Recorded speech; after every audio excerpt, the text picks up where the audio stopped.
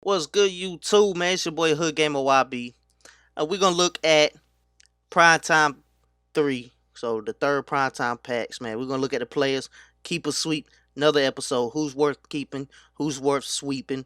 Alright, and first off, we're gonna start from the low grade to the top grade. So that leaves us all first with Larry Kennan. Alright, Kennan, however you pronounce it. So he's a height of 6'9", man. Driving layup is 84. Post moves are in the 70s. His close shot's 84. Mid range 85. His 3-point shot is 59. So he's not really hitting threes, man. Free throw is at 885. Driving dunk is 90. Yes, he is from playing with him. He is nice in the paint, man. He's got a ball handle of 84. Pass accuracy of 68. Perimeter defense is 82 with 83 interior. So that's solid both ways. Rebounds are in the 80s. Speed is 83. Whip ball 78. Acceleration 83. Vertical of 94. So he is a sapphire card, man. He's got 6 gold badges, 2 silver, 1 bronze. Not really nothing too special when it comes badge wise. I mean, he's got slithery finisher, pogo, chase down. But for the price he is on the auction house, man. If you're looking for a player for challenges to go inside the paint with, honestly, he's worth keeping, man. Like, he really is. He's not gonna be a player to shoot threes, but from playing with him personally, man, running into the paint with him, he's honestly a beast at driving. Like, he really is. Layups and dunks. I mean, he really hits good. He's not the fastest, but for some reason he does feel fast, like while playing with him with the controller in your hands. He honestly does, man. Um, so I would say a keep for him, man. Honestly, especially for as cheap as he is. Really, when it comes down to that, because you know he's not gonna be much on the auction house at all. Um, Sorry for saying a lot. Pretty much, put it that way. But Larry Kennan, man, he's straight sapphire, not a shooter, good for the paint. Not much value to him, but he is worth keeping a little bit. I wouldn't sweep him off because he can get it done inside of the paint for you, pretty much. And as you see, his hot spots is really one mid range and then up close. He's got good size at a small forward, though. He does. That is good size forward, so he can dunk good on defenders. He honestly can. That's really his main thing. And defense wise, he does stick pretty well. Inside and outside is pretty good for both. Solid. Pretty solid for both, honestly, man. Like, really. For a Sapphire, I mean, he's worth keeping. Really is. So let's zoom this up some, man. Let's go into the next one. Rick Schmitz. Now, I feel like a lot of people are going to expect a lot out of him, but this is the thing. He's 7'4". Yes, he is a big man. He is, okay? Driving layup is 69. His post moves are 90 and then one in the 88, right? Draw foul 89. Close shot 92. Mid range 84. 3-point shot 26. He's not shooting. He is not shooting, man. He is not. He's just not going to be shooting. His standard dunk is 90. Driving dunk is 60. That's because of how slow he is. He's not going to be a driver. He's a post move player. His ball handle is 42, so it is going to be able to strip from him if you're trying to dribble moves, all right? Pass accuracy is 51. Block is 83. Perimeter is 44 defense. Interior is 85. So perimeter wise, there's not much you can do if you pass him because he's so slow. His speed is 25. Whip ball 25. Acceleration is 25. So even though he is tall, yes, he's a center. So not all centers have to shoot. Y'all know me. I preferably prefer a shooting center. He has 9 gold badges, 4 silver, and 4 bronze. So speaking on what I was saying, no, he cannot shoot 3. Mid-range, he can shoot perfectly fine. And his shot isn't too terrible. As y'all see, his post moves are great.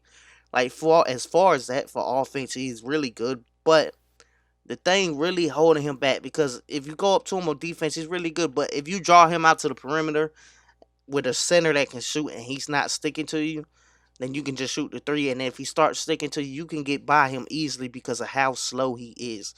So I want y'all to really see that, how he runs across this court, man, after shooting. He's honestly really slow. Like, that is the biggest drawback. Like, he's got to be one of the slowest feeling players. Like, look how slow he's moving.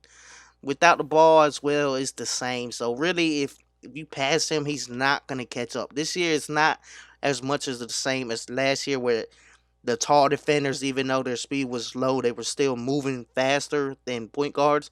It's not the same this year. They changed them physics a little bit, and that's they also mentioned that. They also mentioned that. So yes, he is really slow. He moves slow. He doesn't react fast. Now offensively, he is good in the paint. He is. He can bust the mid range too if he's open. His post moves are good. Defensively, he's good in the paint, but outside of that, he is no help. He's not going to be able to catch up. He's not going to be able to do a chase down because he can't catch up to do the chase down. So that's one important thing, man, to remember. Because of these factors, in my opinion, even though as big as he is and is great for blocking, he is honestly still a sweep. Rick Schmitz is not a starter. I would not start him because a person like me, if you start him against me, I'm gonna play with my center that can shoot, and I'm gonna draw you to play up and then run around you. And if you don't play up, I'm gonna shoot. So Rick Smith is a sweep. All right. Now up next, Gerald Wallace, height of 6'7", can play small forward or power forward. Right. Now if we come in, if we look at Gerald Wallace, man, he has a driving layup of 88, post move 73, 88 foul, 88 close shot, mid range is 79, three is 74. Free throw 82, driving dunk of 90. Ball handle 86, pass accuracy is 68. Block 75, steal 85, perimeter defense 88, interior defense 85. Rebounds are 83 with a speed of 84 and whip ball 80. On top of acceleration 84 and vertical 89. So, 3-point shooting is low, right? But his shot is easy, man. He's got one Hall of Fame badge, 11 gold and 8 silver and 4 bronze. He does have Intimidator Gold, Pick Dodger, ankle braces, slithery finisher, chase down artist, clamps. He's got silver clamps, interceptor, rebound chaser. So he's got decent defensive badges, honestly. Not much of shooting at all. Now, thing about him though is his 3-point is what, 74? You can still hit 3 points with him. The man feels decent speed wise, especially for the positions he can play. But his shot is so easy to green with, is why I say he can shoot. This man can shoot. Like, his rating may be low, but he can shoot. His dribble animations are actually good feeling. Um, he's honestly a solid player. Defense wise, he's solid. As you see, interior and perimeter are good ratings. He's really good defensively. He does not cost that much at all. I mean, he's a little bit because he's a newer player, but he's definitely going to drop even more. Honestly, a solid player. And in my opinion, Wallace is worth keeping. Now, does that mean he's going to be my go-to guy? No. But that means I wouldn't mind to have him in the collection to play with him sometimes and just to have him there maybe for a challenge, an agenda, etc. Never know. But out of keep a sweet, man, I would keep Wallace, honestly. I honestly would. Just because his shot is so good to shoot with. I mean, it's really easy to green. Now, those are fades I'm hitting right there, so that's different. I'm just trying them out. But I'm talking about standing stills. I mean, they're easy to green. You're going to green a lot of them. Now, let's zoom this ahead, man. Let's look. D Fox. Okay, we got D Fox, man. 6'3", point guard or shooting guard. All right, now this guy, this man right here. Let's talk about him because I had hell with his agenda. 90 layup. Post moves are 20 and 30 below. Tall foul is 90. Close shot is 89. Mid range is 80. 3-point is 76, man. Free throw is 84. Driving dunk is 80. Ball handle is 89. Really good. Pass accuracy 86. That's good. Perimeter defense is 85. Interior, he's not going to do much. He's not putting up a fight. Rebounds are in the 40s. Not grabbing much. Speed is 95. Whip ball 95. Acceleration 95. Lateral quickness 85. Stamina 92. So yes, he is fast. He can move around the court really fast. He has one Hall of Fame badge, which is downhill. 15 gold, 15 silver, and 8 bronze. A lot of those are playmaking badges, like tight handles, hyperdrive. He has a little amount of shooting badges, like difficult shots. Not really a 3-point shooter. Now, for some reason, playing with Fox, man, his card, even though his rating is should be able to shoot with somewhat, for some reason I'm only able to shoot with him in the freestyle. While I was in game, I was not able to hit with him barely at all. But once I brought him in a freestyle, I just couldn't really understand why I wasn't able to do this with him in the game. But freestyle, I'm able to green with him easily, and this is on Hall of Fame difficulty, by the way. That's where I play my freestyle on. Um, but the thing about him is how much he costs, right? So he does have a price on his head, but the position that he plays at. See, the thing when it comes to that, keep a sweep, in my opinion, there are players way less than him that can do everything he can do and do it better. Like, you got Fred the Fan Fleet, amazing point guard card, shooting guard. I mean, honestly, amazing. You got Kyrie, you can get off the token market, one of the best point guards in the game right now. So, honestly, when it comes down to all of these factors, Fox is not a keep for me. Yes, he is fast, but he's just not worth the price. And he does have some things that aren't the best on the court, like 3-point shooting for a guard. Honestly, it's just not. Yes, he can hit them, but not consistently, in my opinion. So, Fox is going to be a sweep, man. Now, that leaves us at two other players. Now, we're going to have to look at these guys because I don't have them. So, we're going to look at them, man. We're going to base our opinion off the badges, stats, and animations, right? Allen Iverson, man. The answer. One of my favorite players from history. I honestly hope I can get this man to play with and try him out. Point guard or shooting guard. Height of 6 foot. Wingspan of 6'3". He has one hot spot on the 3-point zone, 3 mid range, and 2 close. Alright. Shot close is 92. Mid is 82 with a 3-point shot of 83. So he can shoot everywhere on the court fine. Speed is 94. Acceleration is 94. That's okay. This is my first time looking at him as well. Driving layup of 95. Driving dunk of 85. Post moves are 50 and below. Perimeter defense is 85. Interior is 49, which, as his height, you shouldn't expect too much of that. Lateral quickness, 85. Steal, 86. Rebounds are 59. Speed with ball is 94. Ball handle is 95. So that's honestly amazing. He is amazing on defense. And amazing on offense. And defense looks fine. Like, just fine. Shooting badges are pretty good looking. Hot zone 100, difficult shots, catch and shoot, green machine, stop and pop, volume shooter, clutch shooter, and sniper.